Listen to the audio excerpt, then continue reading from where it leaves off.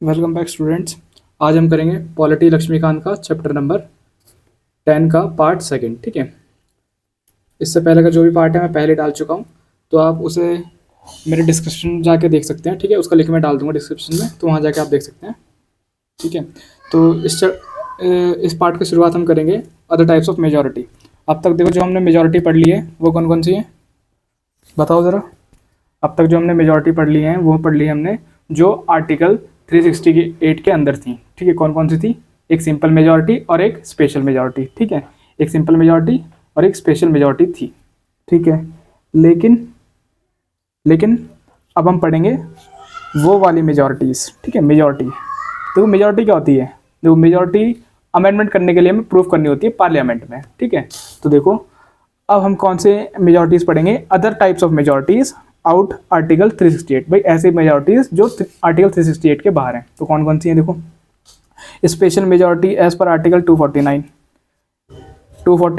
ठीक है, आर्टिकल 249 के अंदर क्या होता है? आर्टिकल 249 के अंदर जो ये आर्टिकल 249 होता है, ये पावर करता है पार्लियामेंट को। ठीक है, पावर देता है पार्लियामेंट को कि वो क्या करे कि जो स्टेट लिस्ट के जो अंदर सब्जेक्ट होते हैं उनमें अमेंडमेंट कर सके। ठीक है, उनमें अमेंडमेंट कर सके। तो ये इसकी पावर कब, कौन सा आर्टिकल देता है? 249।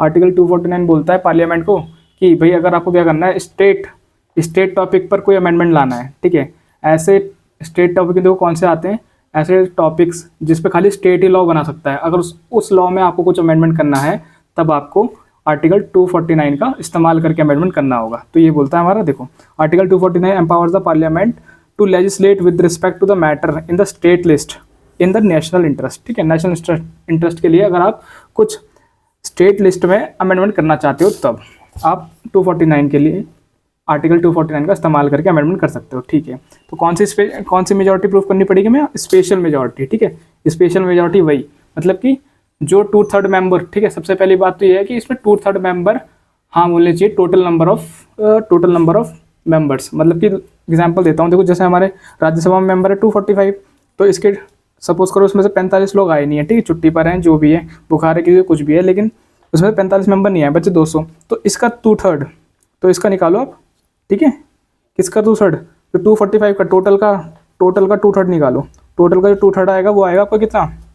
वो आएगा 123। ठीक है, टोटल का 2/3 123 आएगा। अच्छा, तो लेकिन अगर जो हम इसकी वोटिंग कराते हैं, ठीक है, तो उसमें से 122 लोगों ने वोट करा और 122 लोगों ने सपोर्ट करा। ठीक है, यस में बोला, फेवर में बोला, और हमें कितने की रिक्वायरमेंट है? 123 की, मतलब 2/3 की। टोटल की 2/3 की मेंबर की जो पार्लियामेंट में है उसके हाँ हमें चाहिए ही चाहिए। अगर 2/3 मेंबर्स ही फेवर में होंगे तभी जाके ये स्पेशल मेजॉरिटी प्रूफ होगी, वरना नहीं होगी।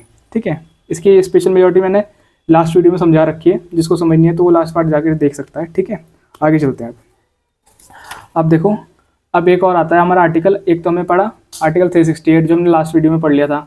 अभी इसमें हमें कौन सा पढ़ा? 249 आर्टिकल, जो स्टेट सब्जेक्ट में अमेंडमेंट करने के लिए। और अब एक है हमारा आर्टिकल 61 के अंदर, ये किससे होता है? ये भी स्पेशल मेजॉरिटी से होता है। ठीक है, देखो, तो आर्टिकल 61 क्या बोलता है? आर्टिकल 61 बोलता है कि भाई अगर आपको क्या करना है, इम्पीचमेंट ऑफ द प्रेसिडेंट। बहुत बड़ी बात है ये, इम्पीचमेंट मतलब महाभियोग मतलब, तो महाभियोग मतलब अगर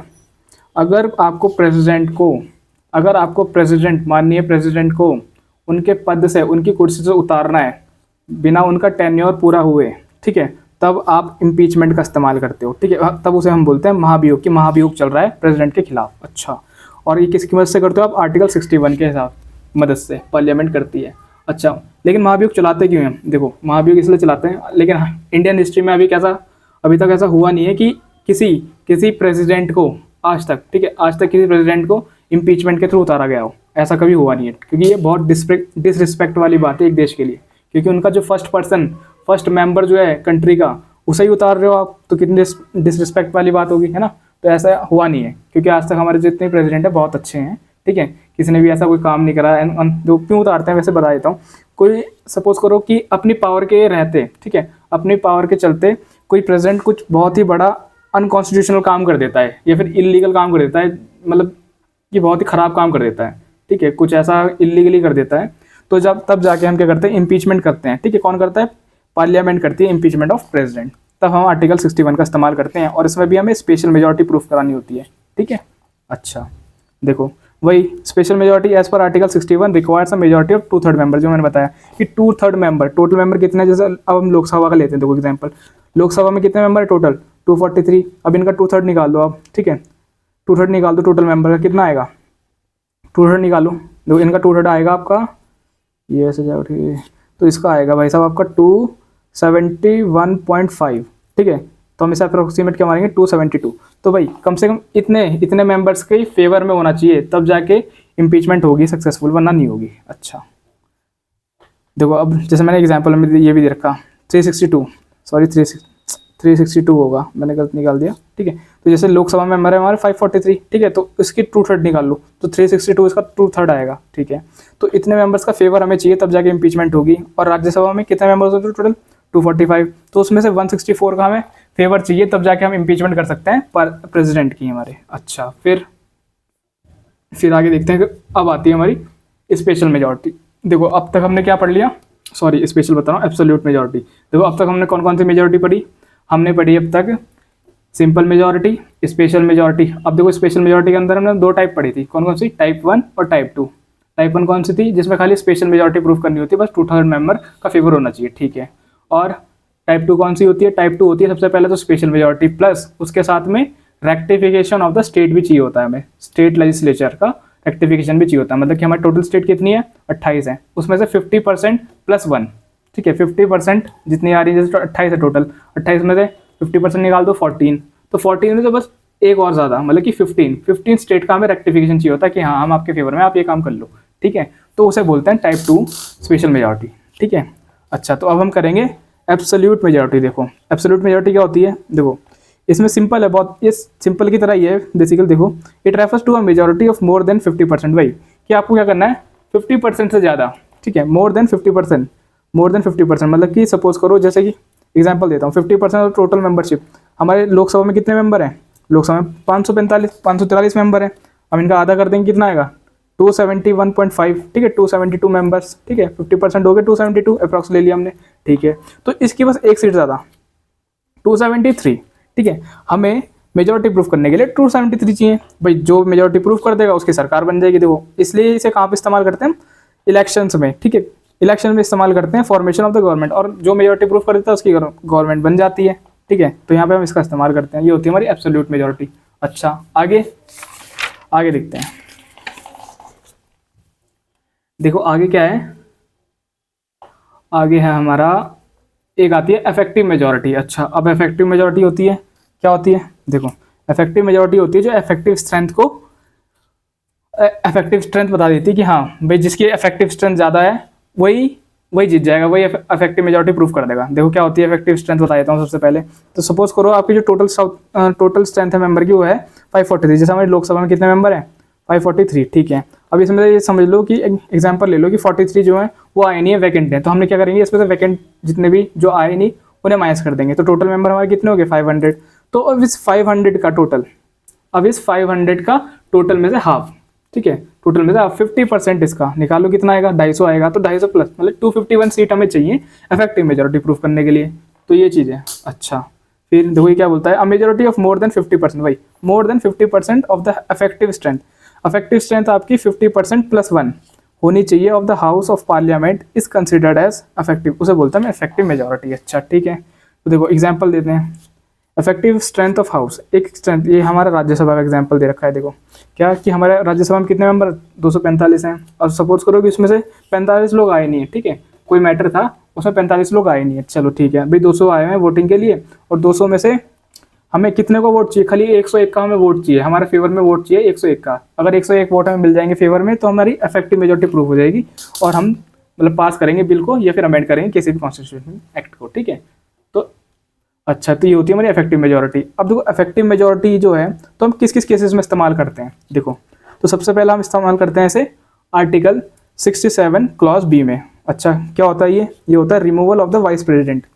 अगर आपको क्या करना है वाइस प्रेसिडेंट को उतारना है। अच्छा वाइस प्रेसिडेंट कौन होते हैं हमारे, वाइस प्रेसिडेंट होते हैं हमारे चेयरमैन होते हैं राज्यसभा के, ठीक है, राज्यसभा के चेयरमैन ही हमारे वाइस प्रेसिडेंट होते हैं, ठीक है, राज्यसभा के चेयरमैन हमारे वाइस प्रेसिडेंट होते हैं, ठीक है, वाइस प्रेसिडेंट ही राज्यसभा के चेयरमैन होते हैं, कुछ भी बोल लो दोनों एक ही होते हैं, वाइस प्रेसिडेंट, ठीक है, और चेयरमैन ऑफ राज्यसभा, दोनों एक ही पर्सन होते हैं, ठीक है। तो अगर आपको इन्हें उतारना है, वाइस प्रेसिडेंट को उतारना है, ठीक है, हटाना है इन्हें, तो इसके लिए आपको इफेक्टिव मेजोरिटी प्रूफ करनी पड़ेगी दोनों हाउसेज में। जबकि अगर हमें प्रेसिडेंट को उतारना है तो उसके लिए क्या करना पड़ेगा, उसके लिए हमें आर्टिकल 61 के अंदर स्पेशल मेजोरिटी प्रूफ करानी पड़ेगी, ठीक है, इम्पीचमेंट ऑफ द प्रेसिडेंट को। लेकिन वाइस प्रेसिडेंट के लिए हमें क्या चाहिए, इफेक्टिव मेजोरिटी, सिंपल बात है, ठीक है, आराम से उतर जाएगी अगर ऐसा कोई काम करते हैं तो। अच्छा, अब आर्टिकल 94 क्लॉज सी, ये क्या बोलता है, ये बोलता है removal of the speaker and the deputy speaker of Lok Sabha. मतलब कि अगर आपको क्या करना है, लोकसभा के स्पीकर को, ठीक है, लोकसभा के स्पीकर को या फिर डेप्यूटी स्पीकर को उतारना है, ठीक है, हटाना है, तब आप क्या करोगे, आर्टिकल 94 क्लॉज सी के लिए इफेक्टिव मेजोरिटी प्रूफ करोगे, ठीक है। इस आर्टिकल के अंदर इफेक्टिव मेजोरिटी प्रूफ करोगे। अगर आप ये कर देते हो तो जो है उतर जाएगी, जो हमारी लोकसभा है और डेप्यूटी लोकसभा है ये उतर जाएंगे, ठीक है। अच्छा, फिर इनके जगह कोई दूसरा बनेगा, ठीक है। आर्टिकल 179 सब क्लॉज सी, ये क्या बोलता है, ये बोलता है removal of the speaker and the deputy speaker of the state legislative assembly. देखो ऊपर वाले जितने भी थे दोनों, तो यहाँ पे क्या थे, सेंटर के लिए थे। अब ये क्या बोल रहे हैं, स्टेट के लिए, कि भाई अगर आपको क्या करना है, स्पीकर या फिर डेप्यूटी स्पीकर उतारना है, उसके पद से उतारना है, उसे निरस्त करना है, तो किसके लिए, स्टेट लेजिस्लेटिव असेंबली के लिए। भाई स्टेट की जो अपने अपने विधान, अपने अपने राज्य की जो विधानसभा होती है, अगर उसके लिए आपको अपना जो स्पीकर है उसे उतारना है, विधानसभा का जो स्पीकर है उसे उतारना है, ठीक है, तो आप क्या करोगे, विधानसभा बता रहा हूँ, राज्यसभा का स्पीकर को उतारना है, तब आप क्या करोगे, तब आप आर्टिकल 179 क्लॉज सी के अंदर इफेक्टिव मेजोरिटी प्रूफ करा दोगे, ठीक है। अगर आप ये कर दे हो, ठीक है, तो जो है ये स्पीकर और ये डेप्यूटी स्पीकर दोनों ही उतर जाएंगे, ठीक है। तो ये होते हैं हमारे इफेक्टिव मेजोरिटी का इस्तेमाल यहाँ पर। अच्छा, आगे अब देखो, अब हम देखेंगे by special majority of parliament. भाई स्पेशल मेजोरिटी से हम क्या क्या कर सकते हैं, ठीक है। स्पेशल मेजोरिटी, अगर हम स्पेशल मेजोरिटी पार्लियामेंट में प्रूफ करा देते हैं तो क्या हम क्या क्या किस किस में चेंजेस ला सकते हैं, तो हम चेंजेस ला सकते हैं फंडामेंटल राइट्स में, डीपीएसपीज में। डीपीएसपीज क्या होती है, डायरेक्टिव प्रिंसिपल स्टेट पॉलिसीज, मतलब कि जो पार्लियामेंट होता है ये डीपीएसपीज बनाता है, ठीक है, कुछ रिजोल्यूशन या फिर कुछ पॉइंट्स या फिर कुछ लॉज बनाता है स्टेट पॉलिसीज के लिए, कि भाई स्टेट्स को इन चीज़ों को ध्यान में रखकर अपने स्टेट के लिए लॉ बनाने हैं, ठीक है। अगर जो भी इन्हें वो करेगा, वायलेट करेगा, तो पार्लियामेंट उसे पेनल्टी भी लगा सकती है, कुछ भी कर सकती है, ठीक है। लेकिन कोई आम पर्सन इसे कोर्ट में इसके खिलाफ अप्लाई नहीं कर सकता, ठीक है, मतलब क्या नहीं कर सकता, रिपोर्ट नहीं कर सकता इसके खिलाफ। अगर कोई वायलेशन करती है कोई स्टेट, तो जो आम नागरिक है वो कोई कदम नहीं उठा सकता इसके खिलाफ, लेकिन पार्लियामेंट के पास पावर है कि वो एक्शन ले सकती है। अच्छा, ठीक है। और देखो और क्या है, एक पॉइंट ये भी है, ऑल अदर, ठीक है, ऑल अदर प्रोविजन, जो किसके अंदर, जो सिंपल और स्पेशल मेजोरिटी के अंदर नहीं आते, ठीक है। स्पेशल मेजोरिटी स्टेट रेक्टिफिकेशन, देखो जो टाइप 2 है, तो सिंपल मेजोरिटी प्रूफ को, सिंपल मेजोरिटी के प्रूफ के अंदर नहीं आते, और दूसरा special majority by state rectification, मतलब स्पेशल मेजोरिटी टाइप 2 वाली के अंदर नहीं आते, तो ये आता है हमारा स्पेशल मेजोरिटी के अंदर, ठीक है। वो सब सारी की सारी जो बाकी बची हुई चीज़ें होती हैं वो आती है हमारी स्पेशल मेजोरिटी टाइप 1 के अंदर, ठीक है। आगे देखते हैं। देखो अब देखेंगे by special majority of parliament and concernment of state, कि भाई special majority type 2, special majority type 2 की वजह से हम क्या क्या कर सकते हैं। ऊपर हमने बात करी टाइप 1 की वजह से, अब देखेंगे इसमें टाइप 2 कि भाई स्टेट में रेक्टिफिकेशन की वजह से हम क्या क्या कर सकते हैं। देखो क्या है, सबसे पहले इलेक्शन ऑफ द प्रेसिडेंट, ठीक है। अगर आपके जो प्रेसिडेंट का इलेक्शन है, ठीक है, उसमें कुछ चेंज करना है आपको, कुछ फेयर बदल करनी है, कुछ अमेंडमेंट करना है, ठीक है, तो आप कर सकते हो। अच्छा, दूसरा extend of the executive power of the union and the state, अगर आपको जो पावर है, एग्जीक्यूटिव पावर है, उसका डिस्ट्रीब्यूशन करना है दोबारा से, ठीक है, सेंटर और स्टेट के बीच में, तब आप इसके बाद मतलब स्पेशल मेजोरिटी टाइप 2 का इस्तेमाल करोगे। अच्छा, फिर हमारा supreme court and high courts, ठीक है। अगर आपको करना है सुप्रीम कोर्ट में कोई अमेंडमेंट लाना है, मतलब कि कुछ बोलना है कि नंबर ऑफ जज अब इतने नहीं इतने बैठेंगे, जैसे अभी हुआ था क्या कि 31 जज से अब कितना बढ़ा के कर दिए, अब 34 जज बढ़ा के कर दिए, ठीक है, कि अब 31 जज नहीं बैठेंगे सुप्रीम कोर्ट में, अब 34 जज बैठा करेंगे। अच्छा, तो ये अमेंडमेंट लाया था, तो ये हमारा किसके अंदर आया था, ये स्पेशल मेजोरिटी टाइप 2 के अंदर आया था, ठीक है। अच्छा, फिर डिस्ट्रीब्यूशन ऑफ लेजिस्लेटिव पावर, कि भाई आपको क्या करना है, लेजिस्लेटिव पावर का डिस्ट्रीब्यूशन करना है सेंटर और स्टेट के बीच में, तब भी हम इसका इस्तेमाल करेंगे। गुड्स एंड सर्विस टैक्स, अगर इसमें कुछ अमेंडमेंट लाना है टैक्स वगैरह में, ठीक है, गुड्स एंड सर्विस टैक्स में, तब भी हम इसका मतलब जीएसटी में, ठीक है, बेसिकली कोई भी टैक्स ले लो तो उसमें अगर आपको अमेंडमेंट लाना है कुछ, तब भी आप इसका इस्तेमाल करोगे स्पेशल मेजोरिटी टाइप 2 का। अच्छा, देखो क्या है, any of the list in the 7th schedule, या फिर ऐसी कोई सी भी लिस्ट में, किसी भी 7th शेड्यूल में लिखी हुई है लिस्ट, उसके किसी भी प्रोविजन में आपको कोई भी अमेंडमेंट लाना है, ठीक है, उसे हटाना है या फिर कोई नया डालना है, तो उसके लिए आप क्या करोगे, स्पेशल मेजॉरिटी टाइप 2 का इस्तेमाल करोगे, ठीक है। Representation of a state in parliament, इसके लिए भी आप स्पेशल मेजॉरिटी इसका इस्तेमाल करोगे टाइप 2 का। Power of parliament to amend the constitution and in procedure, भाई आपको क्या करना है कि कॉन्स्टिट्यूशन में चेंज लाना है, ठीक है, कॉन्स्टिट्यूशन में बदलाव लाना है, या फिर आर्टिकल 368 के प्रोसीजर में आपको चेंज लाना है, ठीक है, कि भाई ऐसे नहीं है, भाई ऐसे होगा आपसे अमेंडमेंट, ठीक है। इसमें स्पेशल मेजॉरिटी में हम एक और पॉइंट ऐड कर रहे हैं, ठीक है। और या फिर आर्टिकल 368 के अंदर भी अगर कुछ चेंज लाना है आपको, तो वो भी किससे होगा, वो भी आपको स्पेशल मेजॉरिटी टाइप 2, मतलब कि स्टेट की रेक्टिफिकेशन भी चाहिए उसमें, ठीक है, तो इनसे होगा। तो ये कुछ ऐसे एग्जाम्पल थे जहाँ पे हम स्पेशल मेजॉरिटी टाइप 2 का इस्तेमाल करते हैं, मतलब कि स्टेट रेक्टिफिकेशन भी वहाँ पे मांगते हैं। अच्छा, फिर अब देखो क्रिटिसिज्म आता है। क्रिटिसिज्म का मतलब होता है, देखो कि भाई टिप्पणियां करना कि ऐसे क्या कुछ खामियां रह गई हमारे अमेंडमेंट प्रोसीजर में, ठीक है। खामियां मतलब कि कुछ पॉइंट्स ऐसे मिसिंग हैं जो कि भाई लगते हैं थोड़ा सा होने चाहिए थी, थोड़ा और भी अच्छा होता, तो वो चीज़ हम इसमें देखेंगे। अब देखो, no provision for a special body, देखो ये बोल रहा है कि हमारे कॉन्स्टिट्यूशन में क्या है कि हमारे कॉन्स्टिट्यूशन में, भारत के संविधान में कोई स्पेशल बॉडी नहीं है अमेंडमेंट लाने के लिए, मतलब फॉर अमेंडिंग द कॉन्स्टिट्यूशन, ठीक है। कॉन्स्टिट्यूशन में अमेंडमेंट लाने के लिए कॉन्स्टिट्यूशन कन्वर्जन, जैसे कि यूएस एग्जांपल लेते हैं यूएसए का, तो यूएसए में क्या है, अगर उसमें कॉन्स्टिट्यूशन में वहाँ का जो कॉन्स्टिट्यूशन बहुत रिजिड होता है, तो वहाँ पे क्या होता है कि एक स्पेशल बॉडी, ठीक है, एक स्पेशल बॉडी बनाई जाती है अमेंडमेंट जो लाती है, ठीक है। वहाँ पे एक स्पेशल बॉडी, उसका बस एक ही काम होता है कि अमेंडमेंट क्या करना है, उसका अमेंडमेंट करने का ही काम होता है, तो उसके लिए एक स्पेशल मेजॉरिटी बनाई जाती है यूएसए में अमेंडमेंट लाने के लिए। लेकिन हमारे में इंडिया में क्या है कि भाई ये पार्लियामेंट कर लेती है, ठीक है, सारी की सारी पावर अमेंडमेंट की जो है वो किसके हाथ में है, पार्लियामेंट के हाथ में, कोई स्पेशल बॉडी अलग से नहीं बनती अमेंडमेंट लाने के लिए, ठीक है, तो ये चीज़ है। अच्छा, दूसरा पॉइंट है, state can not initiate the amendment, कि भाई साहब इसमें जो हमारी स्टेट है उसका तो कोई रोल ही नहीं है अमेंडमेंट लाने में, मतलब कि ना ही वो कुछ इंट्रोड्यूस कर सकती, ठीक है, इंट्रोड्यूस भी नहीं कर सकती भाई साहब कि पार्लियामेंट साहब, सेंटर सरकार आप ये सुनो कि आप इसमें अमेंडमेंट लाना, नहीं, वो ऐसा कुछ कर नहीं सकती, ना कुछ बोल सकती है, बस उसका अपने स्टेट से मतलब है, ठीक है, अपने स्टेट के अंदर जो भी कर सकती है वो काम करे, बस उसका जो काम है एग्जीक्यूशन का वो काम करती रहे, ठीक है। जो लॉ लेजिस्लेशन का जो काम है वो हम देख लेंगे, अमेंडमेंट लाने का काम हम देख लेंगे, पार्लियामेंट बोलती है, ठीक है। तो स्टेट इससे बहुत अलग है, मतलब कि स्टेट कोई अमेंडमेंट इंट्रोड्यूस भी नहीं कर सकती पार्लियामेंट में ना। अच्छा, लेकिन कुछ एक्सेप्शन है, क्या एक्सेप्शन है भाई, अगर क्या करना है किसी को, विधान परिषद स्टेट, ठीक है, विधान परिषद बता रहा हूँ, राज्य, देखो हमारे स्टेट में क्या होती है, 6 राज्यों में है हमारे, कौन कौन से 6 राज्यों में हमारे लेजिस्लेटिव काउंसिल है, ठीक है। कौन कौन से राज्य हैं वो मुझे कमेंट में लिख के बताना, मैंने कई बार बता चुका हूँ उनका नाम, ठीक है। और तो ये क्या बोल रहे थे, वो काउंसिल, अगर आपको क्या करना है लेजिस्लेटिव काउंसिल किसी स्टेट में या तो बनवानी है या फिर हटवानी है, तो उसके लिए क्या करती है स्टेट एक क्या बोलते हैं, रिक्वेस्ट करती है पार्लियामेंट से कि भाई साहब देखो ऐसी ऐसी बात है, अब अमेंडमेंट के थ्रू हमारे यहाँ इस जो है ये लेजिस्लेटिव काउंसिल है इसे हटवा दो, या फिर अगर उनके यहाँ मेंबर्स बढ़ गए हैं तो बोल रहे हैं कि हमें इस चीज़ की ज़रूरत है, लेजिस्लेटिव काउंसिल की ज़रूरत है, तो हमारे यहाँ बनवा दो, तो इसके लिए रिस्पेक्ट बता रहा हूँ, रिक्वेस्ट कर सकती है हमारी स्टेट गवर्नमेंट, ठीक है। तो ये एक एक्सेप्शन है, हालांकि इसके अलावा वो कहीं भी वो नहीं इंटरफेयर नहीं कर सकती पार्लियामेंट को कि हाँ भाई साहब आप इसमें अमेंडमेंट लाओ, इसमें ले आओ, तो ऐसा कुछ नहीं कर सकती। बस ये एक एक्सेप्शन है कि वो अपनी काउंसिल्स के लिए, ठीक है, अपनी लेजिस्लेटिव काउंसिल के लिए हटवाने के लिए, बनवाने के लिए रिक्वेस्ट कर सकती है पार्लियामेंट से, ठीक है। ये चीज़ है।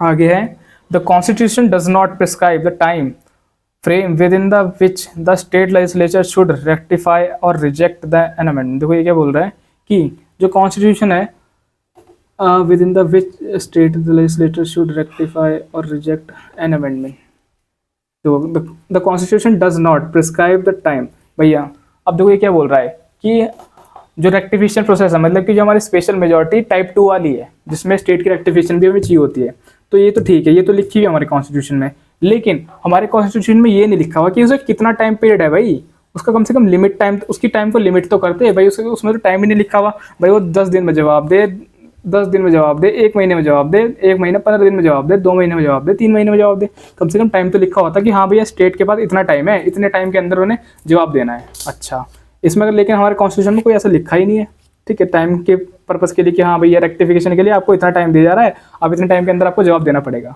ऐसा कुछ है ही नहीं। तो बहुत सारी स्टेट क्या करती हैं, जवाब ही नहीं देती, तो ये मामला ऐसे अटक जाता है, फिर ऐसा हो जाता है, तो ये नहीं होना चाहिए था, ठीक है, ये एक थोड़ी प्रॉब्लम है। अच्छा, आगे, no provision for holding a joint sitting, भाई जॉइंट सिटिंग की कोई वही नहीं है, ठीक है, कोई ऐसा प्रोविजन ही नहीं है कि जिससे जॉइंट सिटिंग हो सके, देखो जॉइंट सिटिंग क्यों करते हैं, जॉइंट सिटिंग करते हैं डेडलॉक कंडीशन में। अब देखो डेडलॉक क्या होता है, सपोज करो कि एक प्रोविजन है, ये गवर्नमेंट पास कराना चाहती है, तो वो लोकसभा में तो पास हो गया लेकिन राज्यसभा में पास ही नहीं हो रहा। अच्छा, लोकसभा में पास हो गया लेकिन राज्यसभा में पास ही नहीं हो रहा, तो ये क्या हो गया, ये हो गया डेडलॉक सिचुएशन होगी, डेडलॉक कंडीशन होगी कि भैया आगे भी नहीं बढ़ रहा और ना पीछे ही आ रहा वापसी। ठीक है, तो ये होगी हमारी डेडलॉक कंडीशन। तो इस डेडलॉक कंडीशन को सॉल्व करने के लिए होती है हमारी जॉइंट सिटिंग। ठीक है, जॉइंट सिटिंग होती है इस चीज़ को सॉल्व करने के लिए, लेकिन यहाँ पे जॉइंट सिटिंग का प्रावधान ही नहीं है हमारे कॉन्स्टिट्यूशन में। ठीक है, तो ये एक मुसीबत है थोड़ी सी, है ना। आगे देखो, major part can be amended by the parliament alone either by a special और simple majority, few cases require state rectification. देखो ये क्या बोल रहा है कि जो ज़्यादातर जो अमेंडमेंट का काम है वो किसके पास है, पार्लियामेंट के पास। क्यों, क्योंकि भाई ज़्यादा तो वो किससे करती है, स्पेशल, चाहे वो स्पेशल से कर ले या सिंपल से कर ले, तो पार्लियामेंट ही कर सकती है। बस कुछ ही काम ऐसे होते हैं, फिर कुछ ही लॉ ऐसे होते हैं जिसमें क्या स्टेट की रेक्टिफिकेशन, जिसमें खाली स्टेट भी एंटर करती है। ठीक है, रेक्टिफिकेशन, उनकी रेक्टिफिकेशन चाहिए होती है, हाँ भाई आप अपना फेवर दो। ठीक है, वरना कि सारा काम कौन करता है, पार्लियामेंट करती, तो ऐसा नहीं होना चाहिए, ऐसा बोल रहे हैं। ठीक है, the provisions are too sketchy, leave a wide scope for taking the matters to the judiciary. ठीक है, मतलब कि बात पे कोई से प्रोविजन पकड़ के वहाँ पहुँच जाते हैं सुप्रीम कोर्ट में कि ये भाई ये हो गया, अब इसका बताओ, तो ये नहीं होना चाहिए। अच्छा ठीक है, आगे देखते हैं। अब देखो, despite these defects it cannot be denied that the process have proved to be simple and easy and had succeeded in meeting the change needs and condition। तो ये क्या बोल रहा है कि हालांकि इतने डिफेक्ट है हमारे अमेंडमेंट प्रोसीजर में, ठीक है, इतने डिफेक्ट होने के बाद भी जो हमारा अमेंडमेंट का जो प्रोसीजर है, ठीक है, प्रोसेस है, वो कैसा है, सिंपल और ईजी है। ठीक है, कैसा है, सिंपल है और ईजी है। ठीक है, क्यों, क्योंकि अभी तक हमने कोई इसमें वही नहीं फेस करा है। ठीक है, ऐसी कोई प्रॉब्लम फेस नहीं करी अभी तक, बड़े आराम से हमारा काम हो जा रहा है, अमेंडमेंट हो जा रहे हैं। ठीक है, सक्सेडेड इन मीटिंग, भाई हम जितनी भी मीटिंग रख रहे हैं सारी की सारी सक्सेड हो जा रही है। ठीक है, हमने कोई ऐसा अभी प्रॉब्लम फेस ही नहीं करी।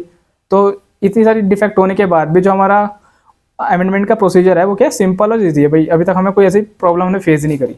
The change needs and condition, ठीक है, जो भी हम करना चाहते हैं चेंज, वो आराम से सक्सीड हो जाती है। ठीक है, कोई दिक्कत ही नहीं आती हमें। अच्छा, तो इसलिए हम उसमें कुछ चेंजेस भी नहीं करते अपने अमेंडमेंट प्रोसीजर में, ये चीज़ है। अच्छा, the procedure is not so flexible. देखो ये क्या बोल रहा है कि जो हमारा इंडिया का फ्लेक्सिबल है, इंडिया का जो हमारा अमेंडमेंट का प्रोसीजर है वो इतना फ्लेक्सिबल भी नहीं है as to follow the ruling parties to change it accordingly to their whims. मतलब कि इतना फ्लेक्सिबल भी नहीं है कि भाई जो रूलिंग पार्टी है वो अपनी मन मर्जी से हिसाब से तोड़ मरोड़ के भाई हाथ की जगह पैर लगा दे, पैर की जगह हाथ लगा दे, अपनी मर्जी से कुछ नहीं कर सकती, इतना फ्लेक्सिबल भी नहीं है। ठीक है, और दूसरा nor it is so rigid, ना ही इतना ठोस है, इतना परमानेंट से है। ठीक है, इतना परमानेंसी है उसमें कि as to be inapplicable of adopting itself to the changing needs, कि भाई अपने हिसाब को बदलते ज़रूरतों के हिसाब से बदल भी ना सके। ठीक है, अपनी ज़रूरतों के हिसाब से कोई इंसान इसे बदल भी ना सके, इतना भी रिजिड नहीं है, इतना भी परमानेंट नहीं है। ठीक है, तो हमारा जो कॉन्स्टिट्यूशन है, हमारा जो अमेंडमेंट का प्रोसीजर है वो कैसा है, सिंथेसिस है। हमारा जो कॉन्स्टिट्यूशन संविधान है वो सिंथेसिस है भाई। ठीक है, मतलब कि दोनों का मिक्सचर है, कि ना ही ज़्यादा फ्लेक्सिबल है ना ही ज़्यादा रिजिड है, जो स्टार्टिंग में ही बताया था मैंने आपको इस चैप्टर के पार्ट 1 में, लास्ट वीडियो में जो बताया था, स्टार्टिंग में बता दिया था। ठीक है, अब देखो, अब कुछ स्टेटमेंट है, तो मैं आशा करता हूँ कि आप लिख रहे होंगे, सब ये नोट्स बना ही होंगे, तो ये स्टेटमेंट तो जरूरी लिख लेना भाई, क्योंकि ये क्या करती है, मेंस के आंसर में आपको बहुत सपोर्ट करेंगी। ठीक है, आपके आंसर को जो रिप्रेजेंट करेंगे ना, स्टेटमेंट्स ही होती हैं बेसिकली। तो किसी ना किसी की स्टेटमेंट हर चैप्टर में आपको स्टेटमेंट लिखवाता आ रहा हूँ, और ये स्टेटमेंट्स आपको लिखनी है। ठीक है, कुछ भी करके चाहे नहीं रट लो। ठीक है, लेकिन स्टेटमेंट आपको अपने आंसर में, एक आंसर में कम से कम 2 स्टेटमेंट आपको लिख के आनी है मेंस में। ठीक है, ये चीज़ें, तो इसलिए यार लिखते रहना प्लीज़। अब देखो ये क्या बोल रहे हैं, जवाहरलाल नेहरू जी की स्टेटमेंट देखते हैं, उन्होंने क्या बोला, while we want this constitution to be solid and permanent. ठीक है, ये क्या बोल रहा है कि हम पहले चाहते थे कि जो हमारा कॉन्स्टिट्यूशन हो कि वो कैसा हो, वो सॉलिड हो और परमानेंट हो, कि भाई हमें कभी चेंज करने की जरूरत ही ना पड़े, ऐसा हो हमारा कॉन्स्टिट्यूशन। ये जवाहरलाल नेहरू जी बोल रहे हैं कि हमारा कॉन्स्टिट्यूशन हम पहले ऐसा चाहते थे कि वो सॉलिड हो और परमानेंट हो। ठीक है, as we can make it, लेकिन जब हमने इसे बनाना शुरू करा, there is no permanency in the constitution. ठीक है, तो ये क्या बोल रहे हैं कि इसमें कोई ऐसी परमानेंसी नहीं है। अच्छा, हमने ऐसी कोई परमानेंसी रखी नहीं जब हमने इसे बनाया। क्यों, there should be a certain flexibility. क्यों, क्योंकि वो बोल रहे हैं कि हर संविधान के अंदर कुछ ऐसी फ्लेक्सिबिलिटी होनी ही चाहिए। ठीक है, फ्लेक्सिबिलिटी होनी ही चाहिए। क्यों होनी चाहिए भाई, If you make any constitution rigid and permanent, you stop the nation growth, the growth of the living, vital and organic people. देखो ये क्या बोल रहा है कि हर कॉन्स्टिट्यूशन के अंदर कुछ ना कुछ फ्लेक्सिबिलिटी होनी चाहिए भाई अमेंडमेंट के लिए। क्यों अगर आप अमेंडमेंट नहीं करोगे, अगर आप परमानेंट बना दोगे, रिजिड बना दोगे अपने कॉन्स्टिट्यूशन को, तो वो क्या होगा, वो आपकी नेशन की ग्रोथ को स्टॉप करेगा, उसके आड़े आएगा, ठीक है, उसको रोक देगा आपकी नेशन की ग्रोथ को। क्यों करेगा? क्योंकि वो लोगों की लाइफ के अफेक्ट करेगा, ठीक है, उनके इंपॉर्टेंस, उनके महत्व को खत्म कर देगा धीरे धीरे। और क्या करेगा, लोगों को बहुत तरह से, मतलब कि जो उनका लिविंग स्टैंडर्ड होगा वो धीरे धीरे बाकी दूसरी कंट्रीज के कंपेयर में क्या हो जाएगा, हमारी कंट्री का जो स्टैंडर्ड ऑफ लिविंग होगा वो बहुत दिन से चले जाएगा, ठीक है, बहुत डाउन हो जाएगा। तो इसको मेंटेन करने के लिए समय के अकॉर्डिंग हमें समय के अनुसार चलना पड़ेगा, ठीक है, समय के अकॉर्डिंग चलना पड़ेगा। तो इसके लिए हमें फ्लेक्सिबिलिटी चाहिए, क्यों कि हम समय समय पे समय के अकॉर्डिंग इसमें अमेंडमेंट ला सके अपने कॉन्स्टिट्यूशन में। तो इसलिए फ्लेक्सिबिलिटी मस्ट, ठीक है, फ्लेक्सिबिलिटी होनी ही चाहिए थोड़ी। तो ये हमारे जवाहरलाल नेहरू जी ने बोला। लेकिन ये क्या बोल रहे थे कि हमने शुरू में सोचा था हम सॉलिड और परमानेंट बनाएंगे, लेकिन हमने बाद में देखा ऐसे तो हमारी जो ग्रोथ है वो रुक जाएगी, तो इन्होंने फिर फ्लेक्सिबल बनाया, ठीक है, ना ही ज़्यादा फ्लेक्सिबल ना ही ज़्यादा रिजिड, ठीक है। अब देखो doctor B are Ambedkar ji क्या बोलते हैं, ये बोलते हैं the assembly has not only refrained from putting a seal of finality and infallibility upon the constitution by denying the peoples the right to amend the constitution as in the Canada। और देखो ये क्या बोल रहा है कि हमने जो हमारा कॉन्स्टिट्यूशन, हमारी जो असेंबली है, उन्होंने हमारे कॉन्स्टिट्यूशन को, ठीक है, इतना, ये क्या बोलते हो कि इतना फ्लेक्सिबल भी नहीं बनाया, इतनी लोगों को छूट भी नहीं दी कि वो जैसे सुबह उठ के बोलते कि भैया हमें तो इसमें अमेंडमेंट चाहिए, ठीक है, इतना फ्लेक्सिबल भी नहीं बनाया, ठीक है, इतना फ्लेक्सिबल भी नहीं बनाया जितना कि कनाडा का है, ठीक है, एग्जांपल दिया उन्होंने जैसे कि कनाडा का है, ठीक है। और by making the amendment of the constitution subject to fulfilment of extraordinary terms and condition as in the America. और ना ही हमने इतना रिजिड बनाया अपने कॉन्स्टिट्यूशन को, इतना परमानेंट बनाया है, इतना ठोस बनाया है कि भाई वो जैसे कि अमेरिका का है, इतना भी हमने ठोस नहीं बनाया। भाई हमारे यहाँ रिजिड भी है और फ्लेक्सिबिलिटी भी है, लेकिन कुछ लिमिट में, ठीक है। ऐसा नहीं है कि आपने बिल्कुल ही बना दिया कि भाई हो ही नहीं सकता चेंज, और ऐसा भी नहीं है कि भाई चेंज आप हर दिन ही उठ के चेंज कर दे रहे हो, हर दिन उठ के चेंज कर दे रहे हो, ऐसा भी नहीं है, ठीक है। हमारा सिंथेसिस है, दोनों का मिक्सचर है, ये बोल रहे हैं हमारे। देखो आगे बोला भी है इन्होंने अपने स्टेटमेंट में, लास्ट पॉइंट देखो क्या बोला है, पढ़ो। इन्होंने बोला है but has provided for a फैसाइल procedure for amending the constitution. देखो मतलब कि फैसाइल मतलब मिक्सचर, कि हमने क्या करा है, फ्लेक्सिबिलिटी प्लस रिजिड का मिक्सचर बनाया हमने। फ्लेक्सिबिलिटी जो हमारा कॉन्स्टिट्यूशन है वो फ्लेक्सिबल भी है प्लस रिजिड भी है, ठीक है, दोनों का मिक्सचर है मतलब सिंथेसिस है, सिंथेसिस है, ठीक है। हमारा जो कॉन्स्टिट्यूशन है मिक्सचर है दोनों का, फ्लेक्सिबल का और रिजिड का मिक्सचर है, ठीक है। तो ये बोला है। तो यहाँ पे हमारा चैप्टर खत्म होता है। आशा करता हूँ आपको वीडियो अच्छी लगी होगी, और अगर आपको वीडियो अच्छी लगी तो फिर लाइक करो वीडियो को और चैनल को सब्सक्राइब करो, ठीक है। धीरे धीरे करके मैं सारे सब्जेक्ट आपको क्लियर कराऊंगा, और जो मैं स्टेटमेंट लिखाता रहा हूँ मैं आशा करता हूँ कि आप लिखते आओ, ठीक है। अगर आप किसी ने भी छोड़ दिए स्टेटमेंट तो मैं आशा करूँगा कि आप दोबारा जाके मेरी वीडियो को देखो। स्टेटमेंट तो मस्ट लिखो भाई, और कुछ नहीं लिख रहे हो, और अगर आप बात सुन रहे हो तो भाई स्टेटमेंट तो लिखो। क्यों? क्योंकि आपके मेंस के आंसर में बहुत ज़्यादा मदद करेगी आपको। बाद में आपको याद आएगा कि हाँ, कि जो राइटिंग मटेरियल कहाँ से आएगा मटेरियल, तो मटेरियल आपको मैं साथ साथ दे रहा हूँ मेंस के लिए, ठीक है। तो आप लिखते चलो इसे। अच्छा चलो ठीक है, मिलते हैं अगली वीडियो में।